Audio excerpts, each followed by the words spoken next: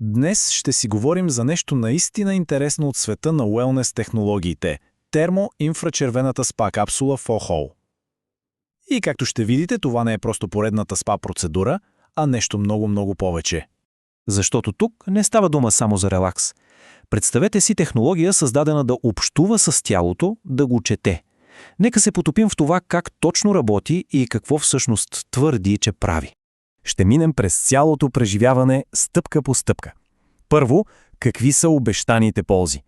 След това ще надникнем под капака, за да видим технологията. Ще се научим да разгадаваме какво ни казват различните усещания по време на процедурата. Ще разгледаме и реални, незабавни резултати. И накрая, какво е добре да направим, след като всичко приключи. И така, нека започнем с голямото обещание. Какво всъщност се твърди, че прави тази спа капсула за нашето здраве? Списъкът, както виждате, е доста впечатляващ. Говорим за всичко, от чисто козметични ползи, като по-добра кожа и анти-ейдж ефект, до наистина дълбоки процеси в тялото, като например активиране на метаболизма, балансиране на вътрешните органи, дори почистване на кръвоносните съдове. Споменава се и възстановяване на гръбнака, оформяне на тялото и дори облегчение при първи симптоми на настинка. Наистина широк спектър от въздействие. Добре, но как се постига всичко това? Каква е магията, така да се каже? Оказва се, че не е магия, а комбинация от три ключови елемента – топлина, магнетизъм и масаж. В основата са два основни принципа. Първият са инфрачервените вълни. Те се излъчват от специални въглеродни влакна и тяхната работа е да затоплят тялото в дълбочина, отвътре навън, а това, от своя страна, подобрява кръвообращението. Вторият елемент е магнитното поле, което се създава от самата капсула и целта му е да подпомогне ионизацията на тялото. И двете технологии работят в една посока – стимулиране на кръвообращението и енергията. И ето как тези елементи работят заедно в един процес 3 в 1. Първо, инфрачервената топлина прониква и затопля, за да задвижи кръвообращението. След това влизат в игра магнитните полета, за да енергизират клетките. И накрая, за пълен релакс, вградената вибромасажна система отпуска всяко мускулче. А сега стигаме до, може би, най-интригуващата част. Оказва се, че преживяването в капсулата е напълно индивидуално.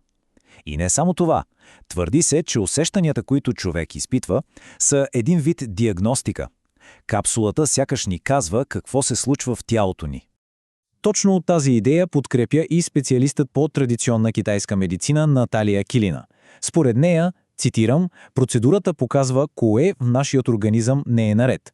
С други думи, усещанията са сигнали, които просто трябва да се научим да разчитаме. И тук става наистина любопитно. Как е възможно в една гореща капсула човек да усеща студ или пък изобщо да не се изпоти? На пръв поглед звучи абсурдно, но за тези на пръв поглед противоречиви реакции си има обяснение. Ето го и обяснението, погледнато през призмата на традиционната китайска медицина. Ако усетите студ, това не е защото капсулата не работи. Напротив, смята се, че тялото изхвърля натрупани вътрешни студ и влага. Ако пък кожата започне да сърби, това може да е знак, че кръвообращението се подобрява в зони, където преди е било блокирано. А липсата на потене? Това може да сочи за по-сериозно нарушение в циркулацията, което обаче се подобрява след няколко процедури.